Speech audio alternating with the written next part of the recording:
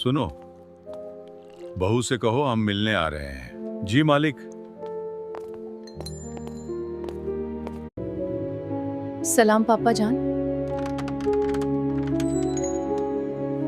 वालेकुम अस्सलाम। कैसा रहा है सफर? क्या कहा नवाब साहब ने? क्या कहूँ, वो तो राजी ही नहीं थे, बस निकाह की तारीख पे अड़े थे। आपने साफ साफ क्यों नहीं कहा कि अर्श ने किसी और को पसंद कर लिया है?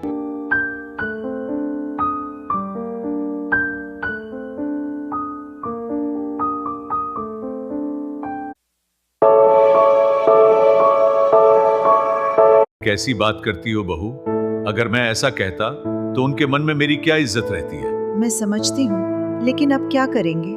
फिर मुझे मेरे मरहूम बेटों का ख्याल। मैं तो हिम्मत नहीं जुटा पाया। मुझे अफसोस है आपकी पीड़ा के लिए। आपकी भी बात सही है पापा जान। अब क्या करें? मेरी भी बात सही है। अब तो एक रास्ता ही बचा है, निकाह की तैयारी करो।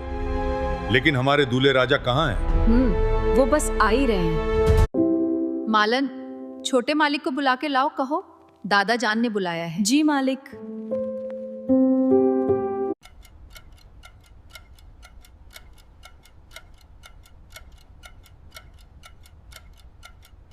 सलाम दादा जान।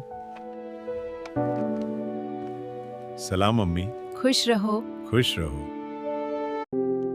कैसे हो दादा जान? आपकी तबीयत कुछ नासाज लग रही है ना? मैं ठीक हूँ बेटा। बस थोड़ी थकावट है। मेरी तबीयत को क्या होगा बरखुरदार, बस तुम्हारे शादी की फिक्र में घुले जा रहे हैं। मैंने क्या किया दादा जान? अभी कुछ नहीं किया, पर वो उलझन अब तक सुलझ नहीं रही है। बहू, तुम उसे क्यों कह रही हो? वो अभी बच्चा है, नासमझी में जो हुआ वो सब माफ कर। आज मैं कहां से आ रहा हूं कुछ पता है? और तुझे क्यों बुलाया है? जी, मुझे अंदाजा नहीं है। नहीं दादा जान। मैं आज सुबह तुम्हारे अब्बू के दोस्त नवाब समीउल्लाह से मिलने गया था, अभी वहीं से आ रहा हूं। हाँ, कुछ खास काम होगा आपका? तुम्हारी शादी के बारे में। हाँ, उसके बारे में ही बात कर रहे हैं। इतनी क्या जल्दी है उन्हें? शादी तो एक दिन हो ही जाएगी।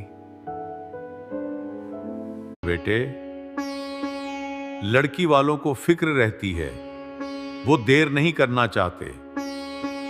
तो क्या कहा उन्होंने?